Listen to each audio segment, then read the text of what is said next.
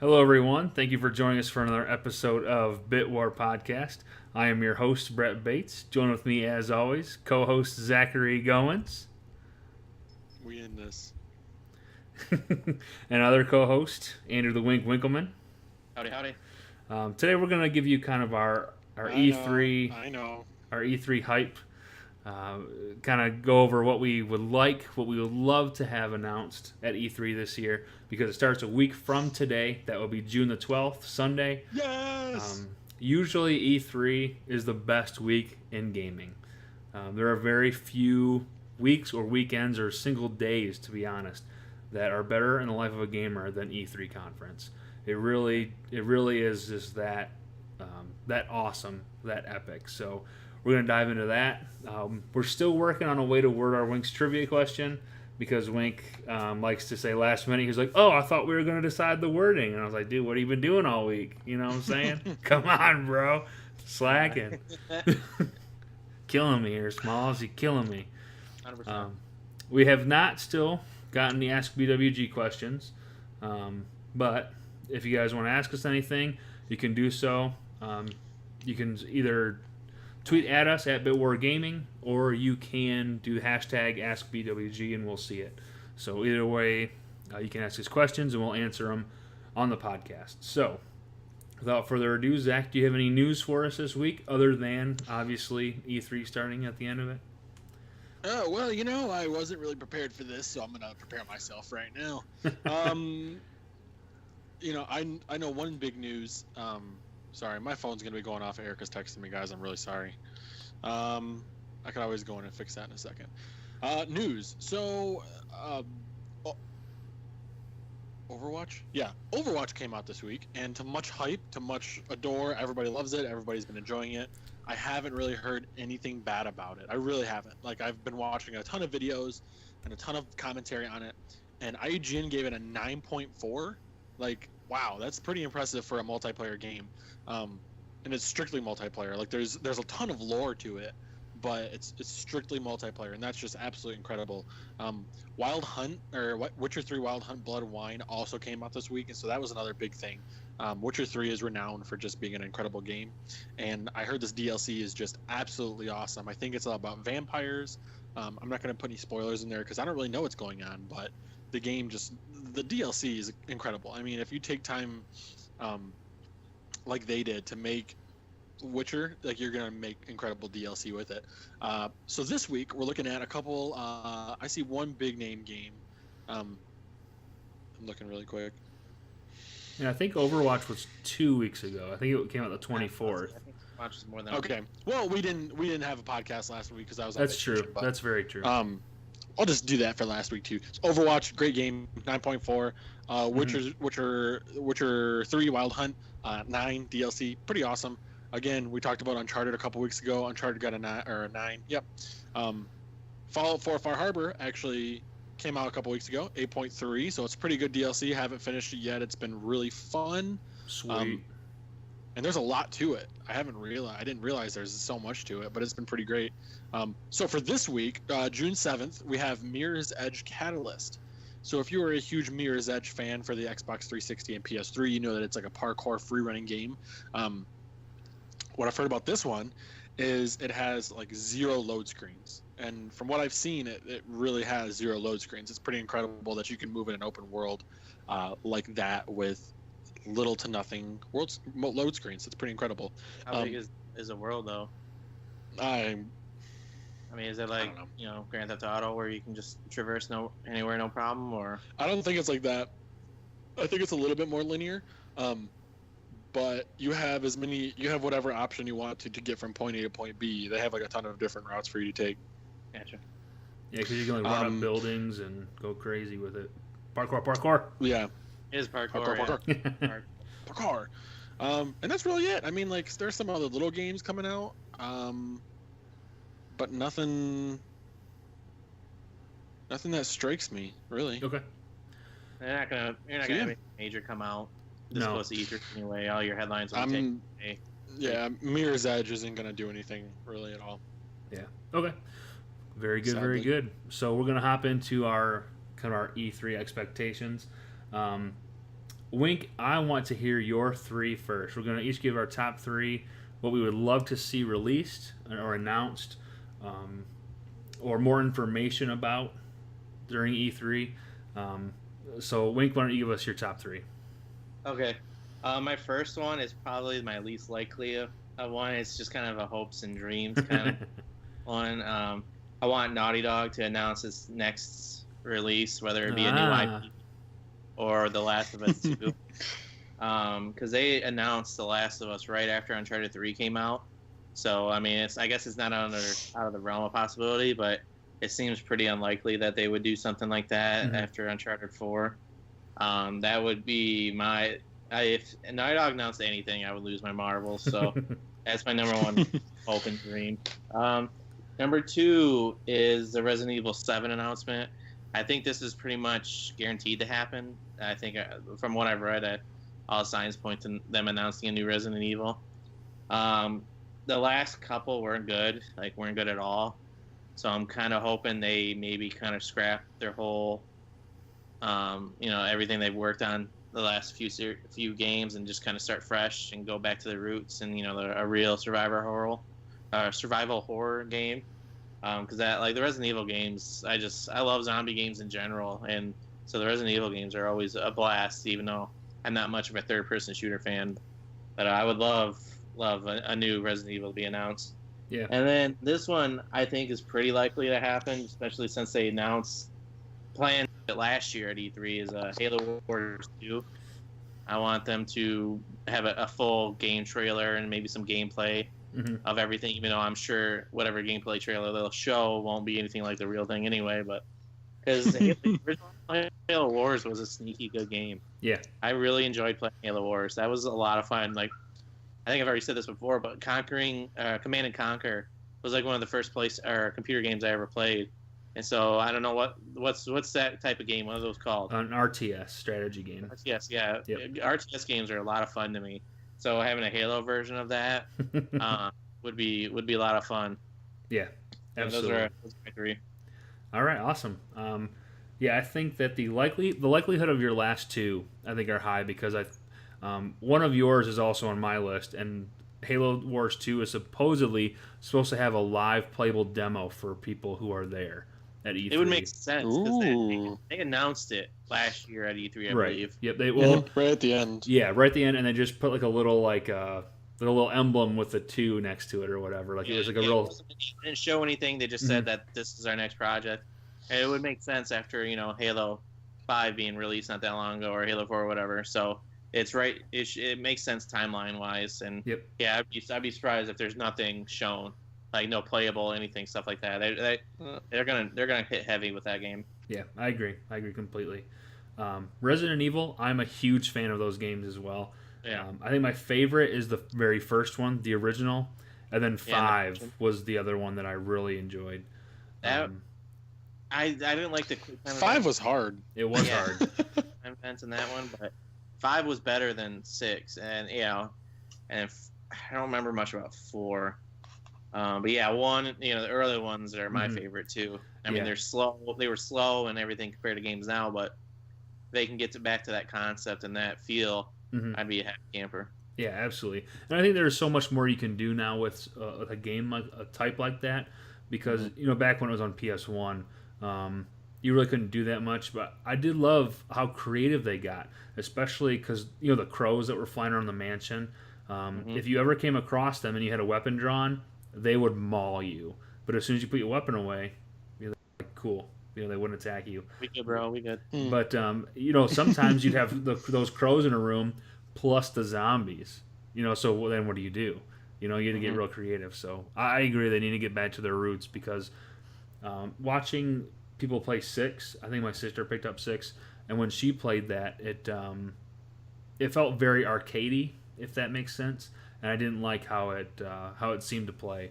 So I do hope they get back to original.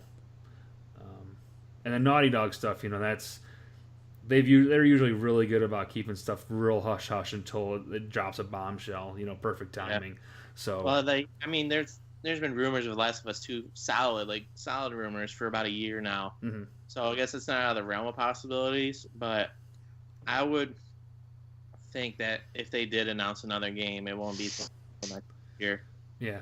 Well, and that makes sense because they just released Uncharted 4, so they might want another year to have something really concrete before they Yeah, announce like it. the only reason I put it on my list is because the way they announced the original Last of Us, that was right off the heels of Uncharted, an Uncharted release. So, I mean, that's the only reason that I even brought it up. Because if not, I'd be like, it'd be dumb to bring up something that's very unlikely to happen, and pretty much guaranteed not to happen. But Yeah. it gives me hope. Just if they just threw up a logo up there and didn't show anything, any gameplay or anything like that, that would be enough for me just to know that, to confirm that they are working on it. And, we probably won't see it for a couple years minimum. But still, that would be enough to put my hype train, off the tracks pretty much. Yeah, that's all we hear for the next year, or the next 2 years. Remember that Naughty Dog thing? Remember that? Oh E3, my God, 2016. Do you remember? Do you remember that? Oh my God. And then we find out there's no Joel and Ellie, and I cry a little bit, but then I realize it's Naughty Dog, so it's okay. Yeah. Yeah, so I think I do. I like those picks. I definitely do. Zach, what about you? What are your top 3? Yeah, sweet. So I have 3 different ones, completely different ones than you guys. I guarantee, Brett, you don't have any of these 3. Wink. Obviously didn't either. My first one is Dishonored 2. This is kind of a big thing from Bethesda. They said that they were working on it when they were working on Fallout 4. So the first Dishonored absolutely blew my socks off. I absolutely had a great time with it. I loved it. It was just so fun, and I even catch myself going back to watch YouTube videos of people doing like high what's it called? High chaos, where they go through and just literally murk every single person, but they do it so stealthily that they never get caught. But they just do it in such different ways, and it's a cool game that it has an open world feel. But it's pretty linear. I mean, it's usually within the refines of like a castle or like a kingdom or something, like or something really small. But your goal is to like get to one person, but there are so many things in your way that you have to get there. And so Dishonored 2, I'm really excited for it. And Bethesda is my favorite by far production company. I'm just really excited to see what they're going to bring this year. I'm pretty. It says world premiere gameplay will take place during Bethesda's 2016 E3 showcase. Sweet, I'm happy for that. It's going to happen. I'm pretty pumped. It's going to be awesome. They're the first showcase too. They're Sunday night. I believe so. Yeah. Yep. And so that'd be, and kind of this isn't. I know you said pick 3, but I just thought of another one. I would be really, really happy if they introduced another Elder Scrolls, or even hinted at it. Yeah. I really would. It wouldn't be a bad idea. No, I mean, I think kind of like how you guys said, like a logo or like even like a Skyrim-esque or Morrowind-esque song at the end of their premiere. Yeah, the soundtrack. Yep. Leave it. Just leave it. Just do that, and just be like, yeah, we'll see you guys later. And just walk off the stage.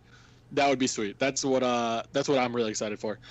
Second, third, whatever. Second, we all, as much as we don't play it now, we really did get into the Division.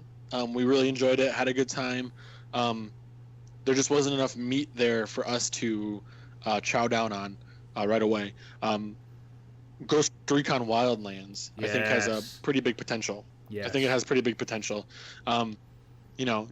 Not many things get Matt Bates's panties in a tizzy, but when he saw Ghost Recon Wildlands, Matt Bates got excited. So it's cool. It's a different take on a Tom Clancy game where you have multiple ways to do one thing. There's a goal at the end, and you have to work towards that goal at the end. But you can do it multiple ways, different times of night. It's kind of like reminiscent of Metal Gear Solid, the newest one, where you can go in at different times of the day, night, any different kind of condition, and take the person out. In regards to those conditions, so I'm pretty pumped. They mentioned it last year. Yeah, real quick, at E3 briefly, yeah, and really quickly, yeah. And so I'm hoping this year they're going to introduce a little bit more to it. For it, like this, have a what? Didn't they just release a trailer for it like this week? Yes, just today or yesterday, the brand new trailer for it. Yeah. See, I haven't. I've been at the state for a while, but there is some stuff up here from like Amazon and stuff like that for pre-orders. So that's another game I'm pretty excited about that. It's gonna be cool. In the final game, I've been blowing up Messenger about this, and you guys probably hate me. FIFA 17, guys. Oh my EA. gosh. Frickin' EA. EA. We might hate EA all we want, but FIFA is the one game that makes EA its money. If EA got rid of everything else, Madden's probably a second close. I'll give you that wink. But FIFA is the big hitter for EA, and if they fail with FIFA, EA goes down. This year, they're bringing the Frostbite engine to FIFA, and so Frostbite is the engine that powers Battlefield and the new Star Wars and all of this stuff. And So the stadium destroyed. What? So you can destroy the stadium live. I mean, if you kick the ball hard enough, probably, yeah. Ball to the wall. He tore through the net. I'm excited. I really am. And I mean, you guys don't know about this, but after a great Premier League season at soccer and all of these teams just doing insane and all of these new players coming up, it's going to be really nice to get like the refresh of players and the refresh of stats, but also to have the game look as good as it should. Like a soccer game, whenever I think of soccer, I always think of a beautiful field, players just having a good time, and like I always try and watch it in high def because it looks beautiful. This is going to be a great game. I'm going to pre-order this the second it drops, the second they announce it, the second they do anything, I'm getting it. Like, beyond a shadow of a doubt, FIFA's my game this year that I'm excited for. So yeah, that's my top 3. All right. I will get Elder Scrolls would get me pumped. I didn't even think about that until I started talking. I have the first 3. I still have on PC somewhere. I think the first one is actually still on the not the floppy disk, but the 3.5-inch discs. Oh, wow. I think I have it on that. I guess it might be on CD now that I think about it. But I know the first 3 on PC. Then 4 and 5, I have for Xbox 360. There have been no bad Elder Scrolls. 3 for me because it was the first one that got crazy expansive, and they didn't have a quick travel system. They had like a transportation system where you got on those crazy little walker things, and they would take you from like town to town. But outside of that, you had to walk and run everywhere. It wasn't like, oh, you discovered this landmark, now you can fast travel to it. It was like, nope. If you wanted to go city to city, man, you had to find one of those stupid little walker bug things, and then you had to travel to one town, find the next one, go to the next town, and you had to keep doing that until you wanted to go. That's annoying. It was, man, but it was sweet at the time because you're like, this is mind-blowing how awesome this is. So an Elder Scrolls game for me, that would be huge as well. I would be pumped for that. The Wildlands, I agree. I think that looks awesome because it's more simulator than what the Division is. So targets are far less bullet sponges. I don't know. I think that's more of what I want. I don't think I want 3 guys shooting at one guy and taking it all. But be honest, when hasn't a Tom Clancy game looked really good at first? And what has there ever been a Tom Clancy game that's lived up to the hype? I mean, they all look ridiculously good at first. The reveal trailers are always ridiculous, and then they never end up being anything substantially good. Like there was someone on Reddit posted a video. I'm assuming isn't all the Tom Clancy games through Ubisoft? I believe they have an exclusive Usually, right. Yeah. Okay, they played the last 5 Ubisoft games. The reveal trailer, like the Division. What's the one where Watch Dogs, and then what was the That's the not most Tom recent Clancy, though. game? Huh? Yeah, but Watch Dogs wasn't Tom Clancy, but the most recent was the Division. No, what was the one where you had 4 or 5 members of a team that you would have to rescue a hostage or something like that in a house or a building. Siege. Oh, Siege. Yeah. Rainbow Six. Yep. Siege. Yeah, they played the reveal trailer, and then and they would mimic that almost identically to the in-game live trailer when they follow actual game. Yeah, I know where you're getting.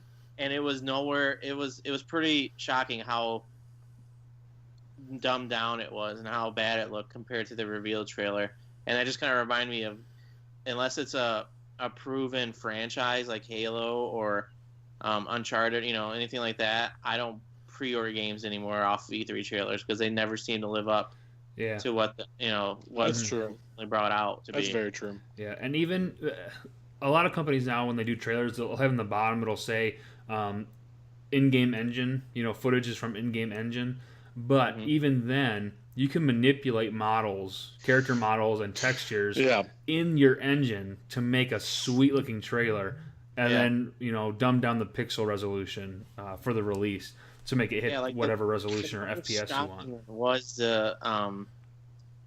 the oh god dang it, now I can't remember where you can hack all the stuff. Yeah, Watch Dogs. Watch Dogs. Yeah, Watch Dogs was terrible. It was really bad. The trailer looked unbelievable, and then the in-game stuff didn't look bad. Like it was a decent looking game, but yeah, it was night and day how much of a difference it was between the in-game real one before the yeah.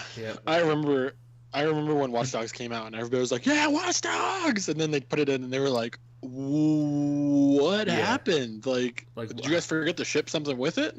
Right, because you where's the second disc? You can only do half of the stuff that you even saw the guy do, like hack into control and everything. A lot of that was cut. Same with Division. A lot of they bring up the HUD. And getting weapons and then seeing the maps and everything like that, that was completely different. They cut a bunch of that out. Well, and the person on the tablet flying the drone in the Division, they were cut that out. I feel like the Division wasn't as night and day as everything else was, though. I think we were still like, wow, the Division is looking good. But I do agree that they did cut out some weird stuff from the Division that we were like, well, why'd you guys cut that out? Like, I mean, the Division looked all right, pretty solid overall, but it was pretty substantial how different it looked compared to the reveal trailer. Yeah. I agree. And I guess to be fair, if you play it on PC where you have a lot more control of your graphics preferences, that was one thing someone brought up. That's very true. It does look a lot closer to what the E3 reveal trailer looked like if you played it on PC at max settings. So I have to give credit, for them because the graphics on full bore on the Division look amazing. They really do look incredible. And your last one, FIFA. It's been a long time since I played a soccer game. I want to get one so I can play with you because I do like playing soccer games, especially when it's competitive. If you can pull off an 11-on-11 though, it's so much fun. If you can get enough people, it's freaking hard. It is hard. Oh my gosh! And if you have offsides on, it's almost impossible to score a goal. Because most of the time the two defensive players will pull up like midfield as soon as you're on offense. Oh, yeah. So then everyone's behind them and it's like offsides. Yeah. Well, with any hockey game I played, I had to turn off offsides. Yeah. Oh my gosh. Yeah. You're like, I just want to get behind this guy. We'll turn offsides off. So I think those are good picks too, though. I think those are good picks. So for mine, my first two picks are games. My third pick, though, is hardware.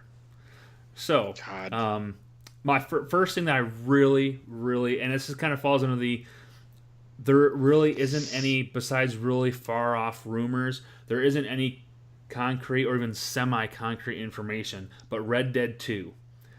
That would be awesome. I forgot about that one. Sorry, but that's already been shown that it's not happening this year. Yeah, and that's kind of what I've been seeing, but it would rock my world if Red Dead 2 got announced. That would be sweet. I was excited for the possibility of that too, and then at the earnings call they said they don't expect any major releases this year, so I'm assuming that's correct. Yeah, and which I still have hope because they said this year. They specifically said, we're not going to have any major releases this year, which means, hey, release it, unveil it, or do some type of teaser, E3 2016, and say release holiday 2017. That be a full year? I mean, almost a year and a half away. Right, but you'd be okay with that? Yeah, I just want to see something that they're making a second Red Dead game because the first one, I have because it's from Rockstar, and they make Grand Theft Auto. They make Grand Theft Auto series. I have slowly disliked more and more each Grand Theft Auto game as they've come out. Yeah. 5 was incredible. The multiplayer I hear for 5 was awesome, and I probably am missing out on that. But I've progressively liked them less and less. That's surprising. Because I guess you could almost say that in some of them you were still like a hero, where in the newest ones you're kind of like the anti-hero, and I guess for me it gets a little too unethical for me, and I can't get behind it anymore. But like gameplay and graphics wise, they look phenomenal. I can't knock for anything there. It's just personal preference, and I recognize that. But that's why I'm like, nah. But when Red Dead came out, and that game with the horses, the trains, the multiplayer, and you could like trap somebody. I forgot about the multiplayer. You could trap somebody on the train track and have them get absolutely like dismembered and like splattered everywhere from a train. And then you could like rob trains and rob banks, and then have the people. There'd be a bounty on you, so anyone who wanted to become the sheriff of a town could hunt you down. It was just it was so good, and the storyline was second to none too. And just then how they finished it, no spoilers, because I think everyone should play that game. And I'm not going to spoil it, but the way they ended the game, with that kind of cliffhanger, it was kind of a cliffhanger, but it was also kind of a, it's like I'm settled with this story, but I see how there's a whole lot more they can do, like a whole lot more that can go on. So if they released that, I would be so pumped.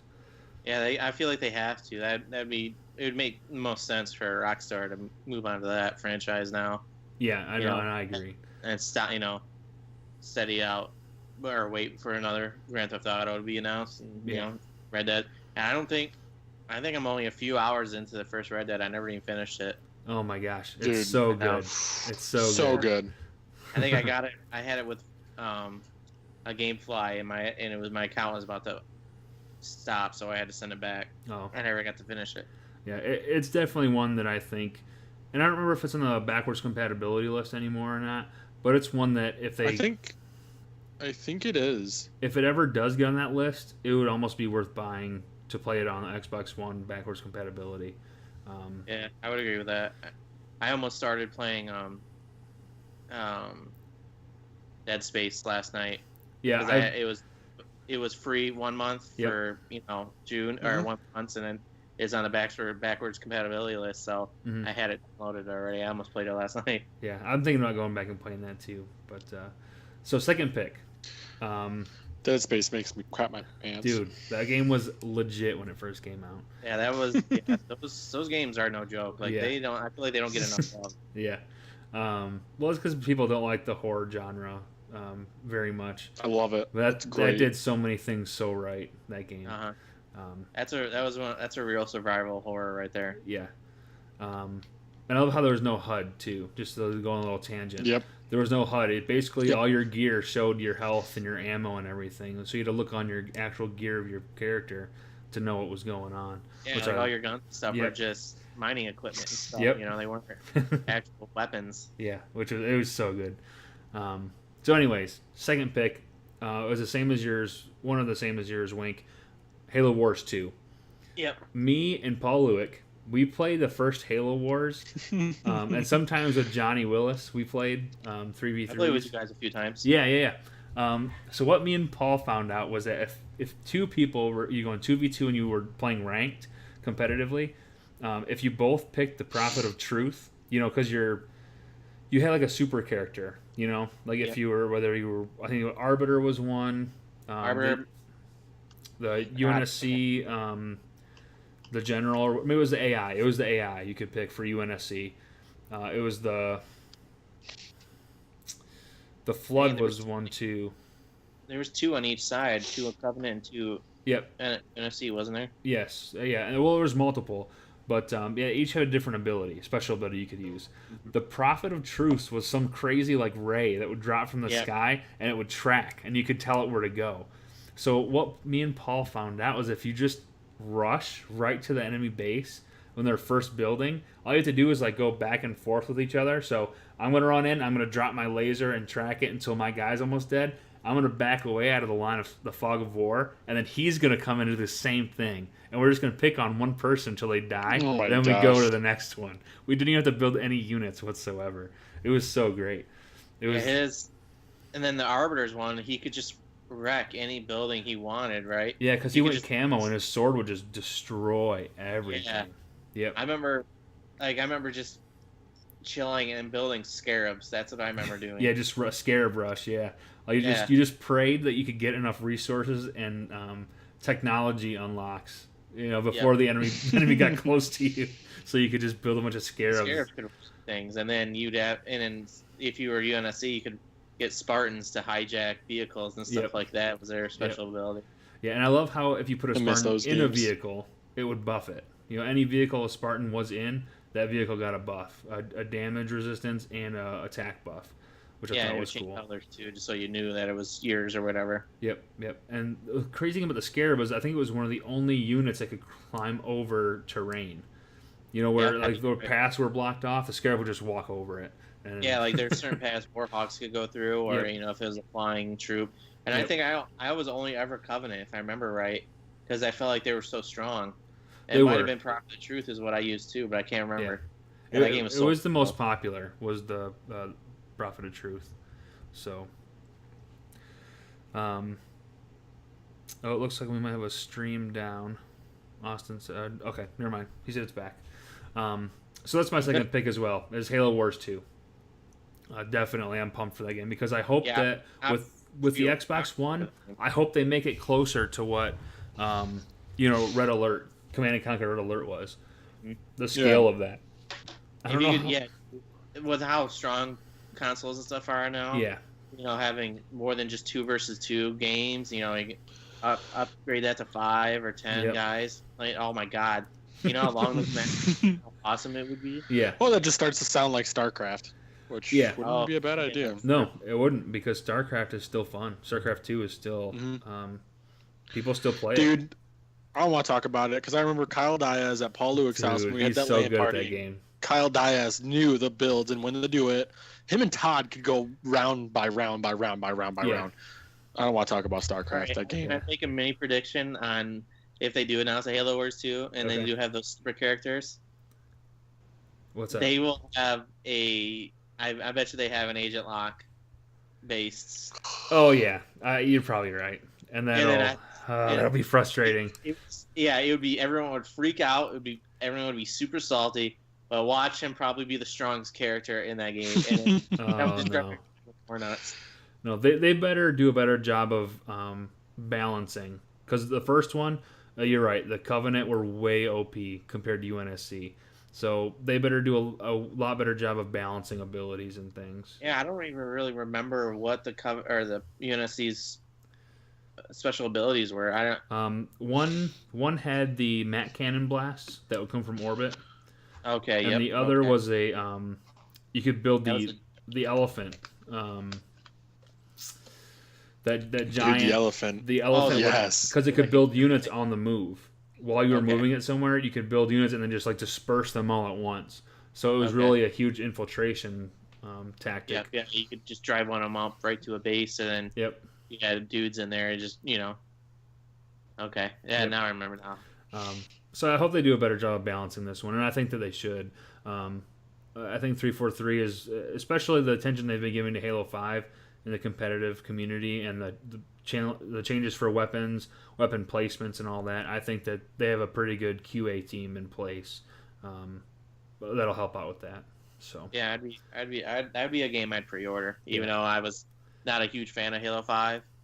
But I would definitely pre-order that game. I'd be pumped. Yeah.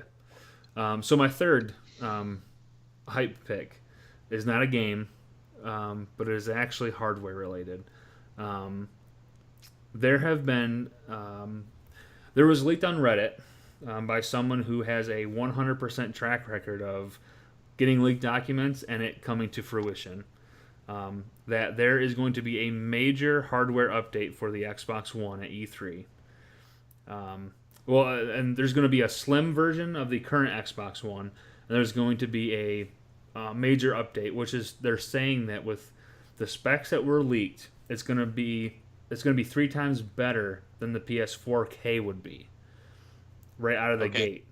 But it actually supports expansions, hardware expansions, like plug-and-play hardware expansions But that part of it, there's a couple of patents that this guy looked at in the patent office. There's a couple of patents that may apply or may not apply to this console.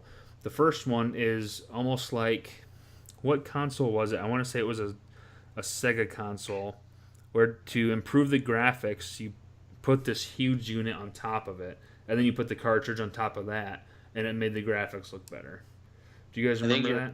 I think, yeah. And then, yeah, was that like before the Sega CD? I think, yeah, it was definitely before the CD. Okay, I think you're right. I think it was like the Sega Genesis 64 or Sega Genesis 32. Yeah. You need to put like this huge expansion thing on top of it. It was at the same Yeah. size as the console. Yeah, it kind of remind me of the Game Shark or whatever, but much bigger. Yeah. So along those lines, where there would be like a section, like a chunk of it that you could just, you shut the thing off, you hit like an eject button on it, it pops a chunk off, and then you can replace it with an upgraded chunk. Is basically what the pictures made it look like. The other, oh, sorry, go ahead. I was gonna say, didn't what's his name just say that wasn't their plan? Well, he said that if there's going to be a new Xbox, it's going to be a significant upgrade. That they would not do anything like a little bit better. If they're going to do an upgrade, it's going to be a significant hardware upgrade. 3 years into a cycle, it is crazy. I know, that's so frustrating. But what they said is that because of Windows 10 basically running Xbox and in the background, it's the same OS, and with the Universal Windows platform that just came out with Windows 10, that any app now, they have a converter, so you can make any app workable with the the Universal Windows platform, so it'll work on anything: Windows Mobile, Windows Desktop, Xbox One. It'll go from all three simultaneously and seamlessly. So, with that being said, everything is backwards compatible from this point forward. You make it for Xbox One, it'll work on the next one and the next one and the next one. So there's no worry about, oh well, now I can't play my old games anymore, because they will work. Okay. The second part, the second possibility of how they're going to upgrade things is with a Thunderbolt or a USB 3 Thunderbolt connection, and have standalone external hardware amplifiers. So what you would do is you could buy this. You have the core console, and let's say you wanted to upgrade something. You buy this like Update 1 package that doubles your CPU or doubles your GPU, whatever it might be. You just plug this Thunderbolt thing in, and you go. And then if you want to upgrade again, then you just unplug that one and you get your even newer upgrade and plug it into that. Okay, man, that sounds so much like a PC now. It does. And the thing that Phil Spencer said was that we're not going to have upgrades in terms of people are going to be busting out their screwdriver kits and tearing these things down. Okay. Because you can't guarantee any kind of warranty that way. And no company in their right mind would offer a warranty when they're saying, hey, if you want to upgrade this, tear it apart. Pull your CPU out. We trust you. Yeah. But you won't bend any pins or damage anything. So I think either of those two possibilities, I think it would be pretty cool hardware wise. I think it's exciting to see something like that. And I guess Xbox or Microsoft and the HTC Vive, is that what it's called? The VR. Mm-hmm. I guess they're teaming up to create some VR games for 2017, and I guess that this new version of the hardware is supposed to have, even the slim version is supposed to have a connector for that Vive that's supposed to work. I don't know. Maybe it'll have a lot to do with the augmented reality stuff that they showed last year too. Yep, the HoloLens. Yep. Yeah, the HoloLens have a lot to do with that. Yeah. Well, and everything I've read on the HoloLens shows that it has its own wireless built into it, so everything gets processed on the Xbox and then gets sent to the HoloLens via Wi-Fi.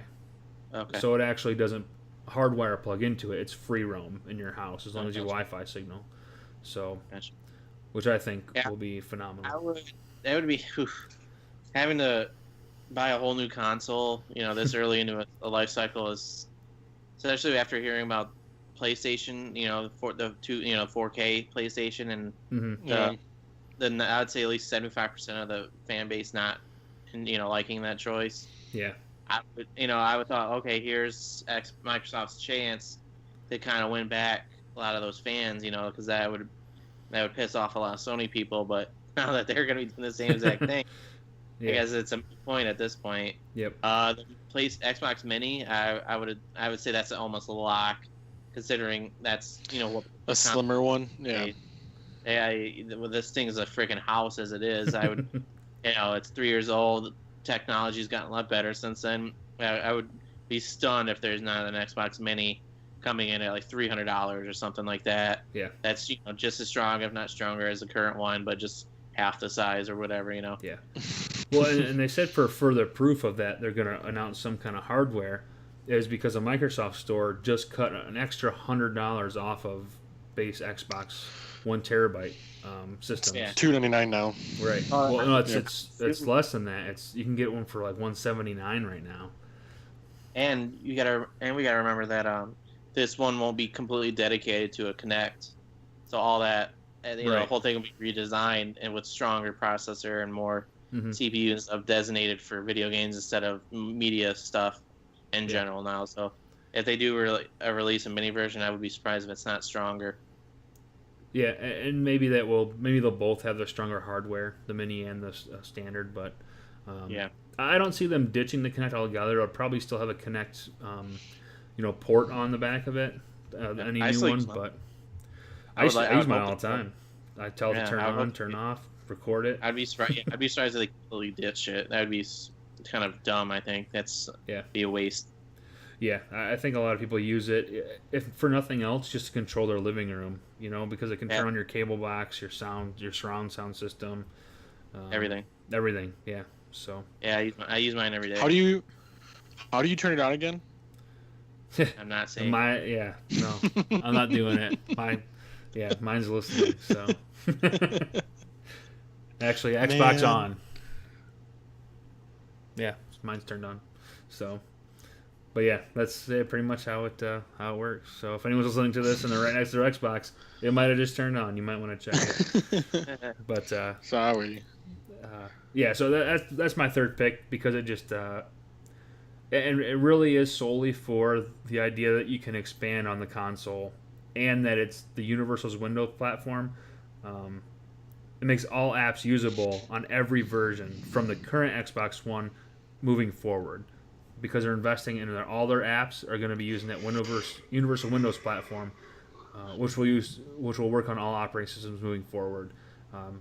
Even Windows 10 Mobile, Windows 10 Desktop, and Xbox One. So pretty soon we'll have Office productivity on our Xboxes. There we go, perfect. And type up Word documents and make PowerPoints. Yeah, that's what I always wanted from it. Controller from a controller. Right. But no, I have heard rumor that they are trying to push Xboxes into business presentations, because they can play PowerPoints currently. All you have to do is set it up to connect to your computer, and then with a controller or the media remote they sell, or with the Kinect Voice, you can manage a PowerPoint presentation through an Xbox onto a big screen. So, but once everyone gets HoloLens helmets or the things, it won't matter. Everyone will just see it wherever they want it to be. We'll be wherever we want at that point.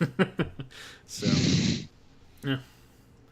But those are my three picks. So, yeah, I think those are three good ones. I was just gonna say you might want to close that. I look forward to E3 starting a week from today.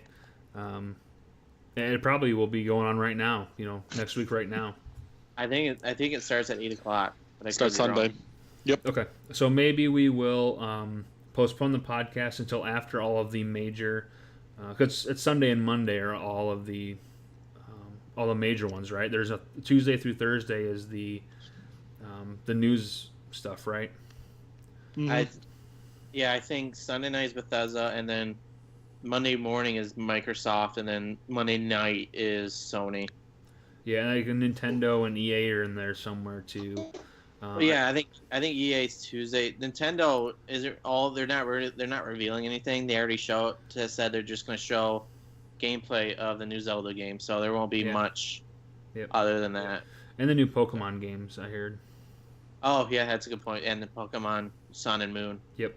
So, yeah, I'm excited, real excited for this year's E3. I think it'll be Okay. awesome. I thought it was friggin' July, and then I looked it up yesterday. I was like, oh my god, that's like next week. Yeah. And I got.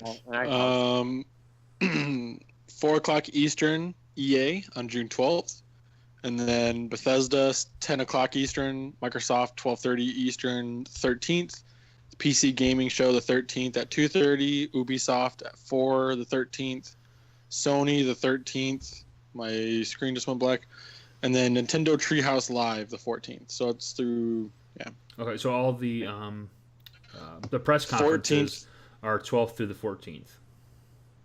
Yep. Okay. And the expo takes place 14th through the 16th. Okay.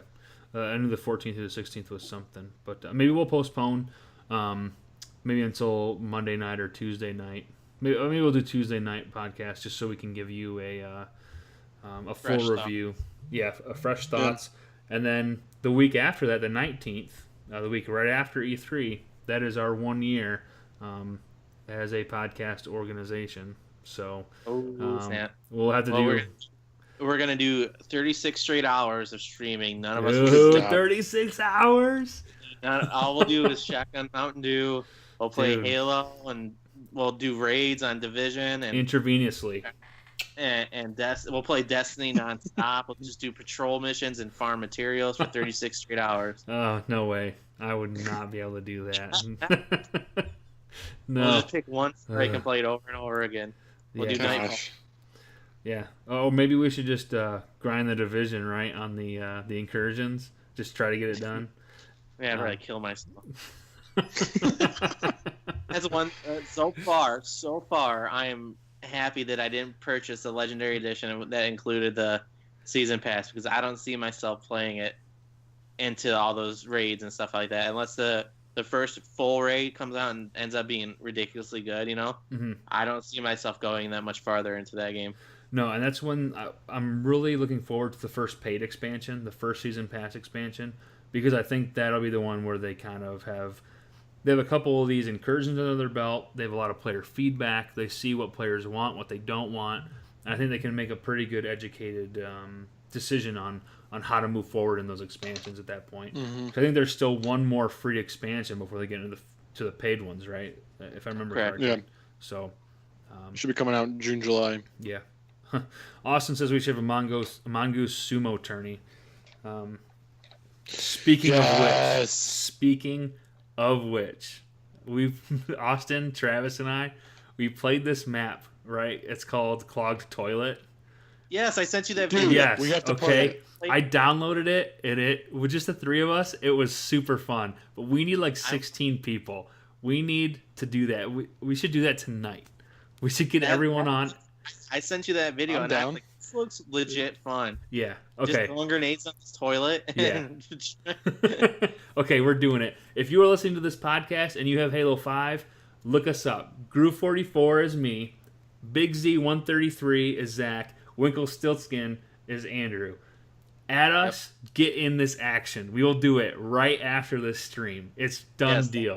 We're doing it. I will find my Halo 5 and boot up just to play that again. Yes. Okay.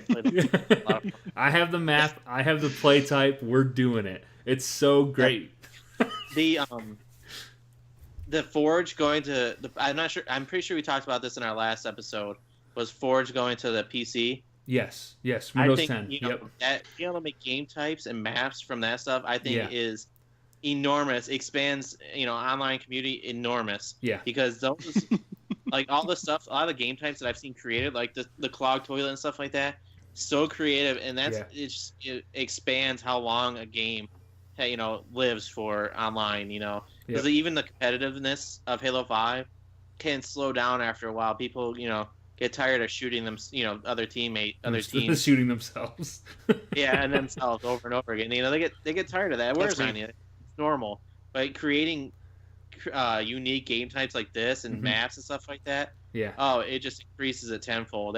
I love stuff like that. Like one of my favorite ones is where they would set a sniper on this perch, like in the middle of this giant circle. And all they could do was sit on this little perch. They couldn't move, and these guys would drive little mongooses around this track that was a long ways away, and they had to try to snipe the guys on the mongoose before they would reach the finish line. And I was like, that it looks so much like it was so much fun. Like stuff like that is what I like. Yeah, well, and there was That's one awesome. too during the Pro League tournament while they were airing that on Twitch. There was two. One was it looked like Bomberman, where it had like the lanes, the horizontal, vertical lanes, and they had like huge destruction orbs moving across. And so what you try to do is shove other people's warthogs into the path of those, but without knocking yourself off into the pits in the middle of the lanes. The second one was an obstacle course with moving obstacles that you try to navigate your mongoose, you and your partner on, and like you had rockets or maybe it was BRs, but then you were like blowing each other up while you're trying to get to the final checkpoint. So yeah, they look awesome. But yes, we're gonna end this podcast so we can go play this Clogged Toilet again. My gamer tag is Groove44. Zach's is Big We're Z so excited. 133. This is gonna be so awesome. Andrews is Winkle Stillskin. Add us, get in this action. We'll fill it up until there's a full lobby. I think 32 people is as much as maybe it's just 16. Maybe it is just 16. But we're gonna get as many people as we can in here. So first come, first serve. So that's all we got for this week because we want to play. So for Andrew Winkleman and Zach Goins, I'm Brett Bates. This has been Bit War Podcast. Have a good week. Peace out. Don't clog your toilet. Don't clog the toilet. That's right.